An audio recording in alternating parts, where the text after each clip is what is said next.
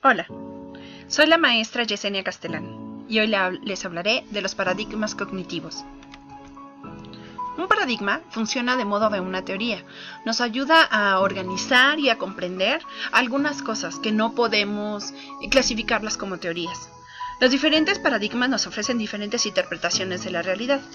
Por ejemplo, si nosotros hablamos del paradigma de qué té nos resulta mucho más efectivo para el dolor de estómago, diremos que tomaremos un té de manzanilla. Ese es un paradigma. No sabemos si realmente sirve o no el té de manzanilla porque no somos doctores. Pero sí tenemos conciencia de que la abuelita, la tía, la mamá dice que el té de manzanilla es excelente para eso. Eso es un paradigma. ¿En qué favorece un paradigma? Suministra un esquema en el que se puede organizar las ideas de manera significativa. ¿En qué perjudica? Pues limita y condiciona la visión en que podemos tener las cosas. ¿Qué significa esto? Si yo te dijera, piensa en una manzana roja, y después te dijera, no, espera, no pienses en una manzana roja, piensa en la manzana que tú quieras, pensarías primero en la manzana roja, porque yo te estoy condicionando a que así sea. Eso es un tipo de paradigma. Ese es el paradigma conductual. Ahora, en temas anteriores hemos visto que es un paradigma conductista. Y este fue el inicio del paradigma que veremos ahorita, que es paradigma cognitivo. El paradigma cognitivo, nace del paradigma conductista. El paradigma conductista se crea a mediados de los 60, principios de los 70, y su principal objetivo era la extrapolación y la traducción. Es decir, limitaba a estímulo y respuesta de las personas. El paradigma cognitivo, a diferencia, surge entre los últimos 30 años a la fecha y se enfoca a la interdependencia que tiene en la interacción del individuo en relación con el entorno que nos rodea.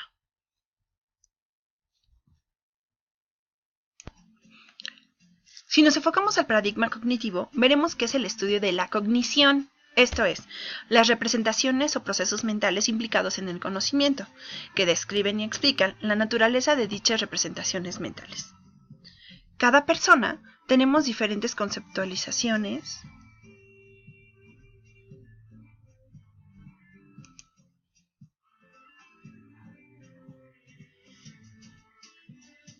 ¡Ya se traba!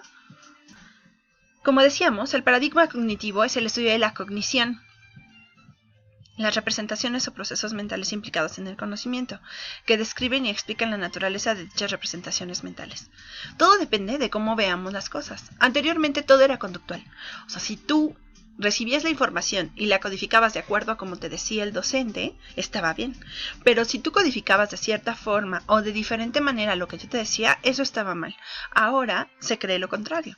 Ahora se cree que la cognición es lo más importante, porque tienes que asociar todo a tu entorno, que veremos más adelante.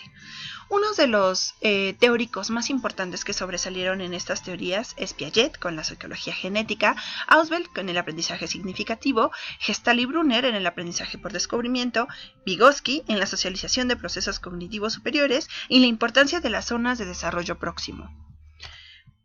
Otros autores que apoyan este modelo fueron Vygotsky, Jean-Jacques Rousseau, Aldine de Crowley, María Montessori, Freinet, las hermanas Agassi, Andrés Manjón, Johann Heinrich Pestalozzi, Friedrich Froebel y Herbat.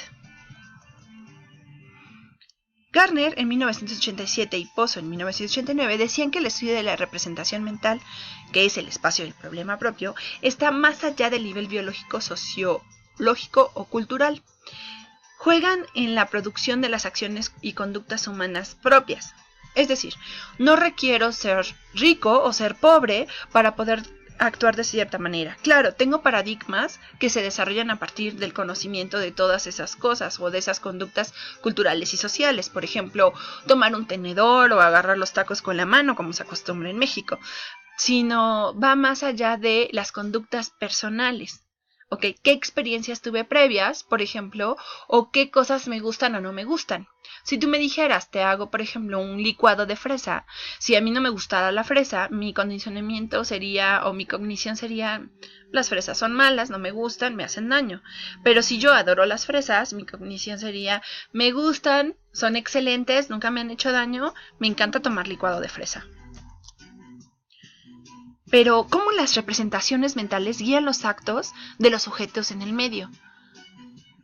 Pues es fácil, de acuerdo a sus experiencias.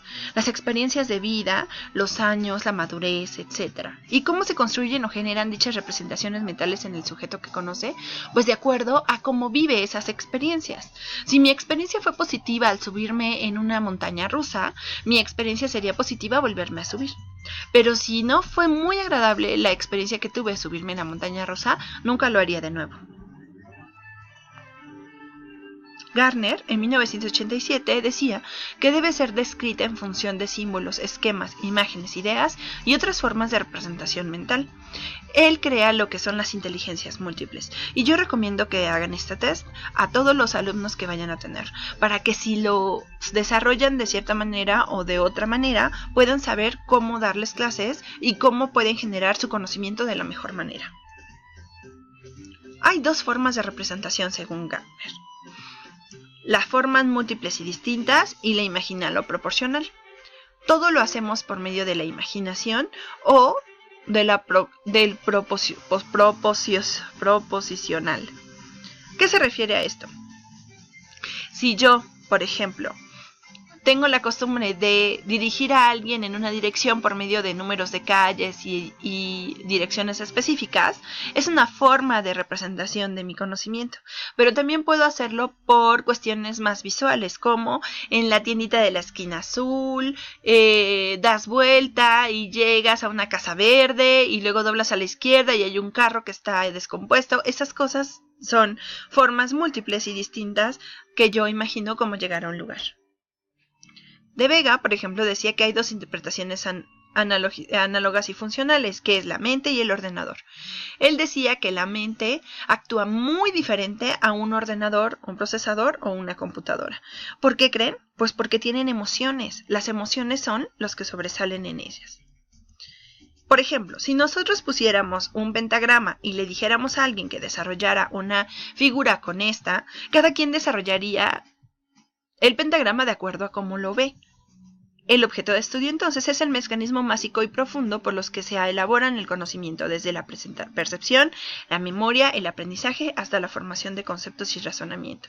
La teoría cognitiva tiene aportes de estudio en los procesos de enseñanza-aprendizaje, con la contribución al conocimiento preciso de algunas capacidades esenciales, la atención, la memoria y el razonamiento. Reconoce la importancia de cómo las personas organizan, filtran, categorizan y evalúan la información. Estas herramientas estructurales mentales son empleadas para acceder e interpretar la realidad.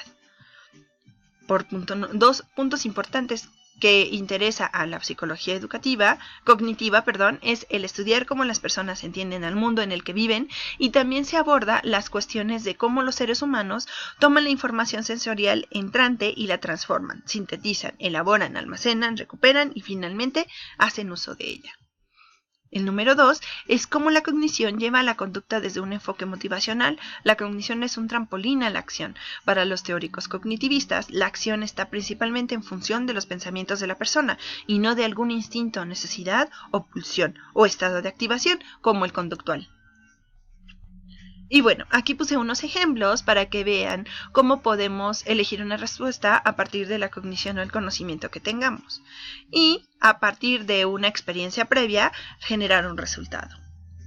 Como conclusión, se puede considerar en el currículum como un modelo de enseñanza-aprendizaje concentrado en procesos en que el estudiante aprende, el procesador de la información que da significado o sentido al aprendido, y el maestro solo es un mediador, instructor o facilitador. Es decir, guía el aprendizaje previo, porque el aprendizaje ya tienes una idea de él, solo lo estás poniendo en práctica y solo moderas el conocimiento de los discentes. El aprendiz entonces necesitamos que quiera aprender, pueda aprender y aprenda.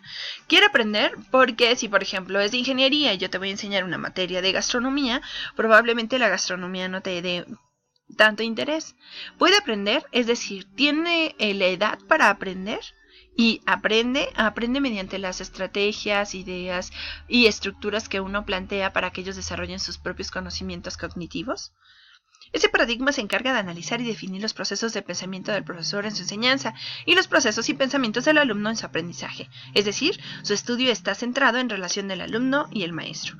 Los pensamientos del maestro no se producen en el vacío, sino que hacen referencia a un contexto psicológico que va de las teorías implícitas de la educación derivadas por la divergencia de los valores y creencias. Aquí nace, por ejemplo, una teoría o modelo de la escuela nueva, también conocida por diferentes autores como escuela activa, nueva educación o inclusión, activación nueva. Es un movimiento pedagógico surgido a finales del siglo y, por ejemplo, la educación nueva se genera siempre cuando, por ejemplo, no te la pasas regañando a los alumnos o conduciendo o exigiendo o bloqueando su aprendizaje de acuerdo a cómo ellos los desarrollan, sino que al contrario, lo que haces es motivar a los alumnos para que mediante sus propias cogniciones desarrollen un conocimiento. Antes, la escuela se criticaba porque el papel de profesor era la falta de interactividad, el formalismo, es decir, siempre estando rectos, no permitiendo interrupciones, no permitiendo ejemplos, ni desarrollo de las propias capacidades de los alumnos. La importancia de la memorización, si no lo aprendiste, no lo sabías. La competencia entre el alumno, ¿no? Y el autoritarismo del maestro. Es así que el modelo activista se fundamenta en la teoría de Piaget, por ejemplo, y genético dialéctico de Vygotsky, que relaciona directamente los tres grandes elementos como la maduración, la experiencia y el equilibrio. La maduración quiere decir que el niño primero debe de estar biológicamente preparado. No puedo darle una clase de licenciatura a un niño de 4 años, a menos que sea muy dotado para tener capacidades extras. ¿Por qué? No porque no lo pueda, sino porque los conceptos son muy altos y tendría un trabajo extra entenderlo y el maestro explicarle. Y la experiencia es interactuar con el mundo físico donde ocurre el mecanismo de asimilación y acomodación. Según Piaget, es lo que permite el equilibrio del desarrollo de la persona. Muchos esfuerzos en los paradigmas han estado orientados en describir y explicar los mecanismos de la mente humana, los modelos teóricos, y estos modelos pretenden dar cuenta de cómo es que se realiza el pensamiento. Uno de los subsistemas a tratar en forma presencial en esos primeros modelos han sido los procesos de memorización o de memoria, es decir, multialmacén.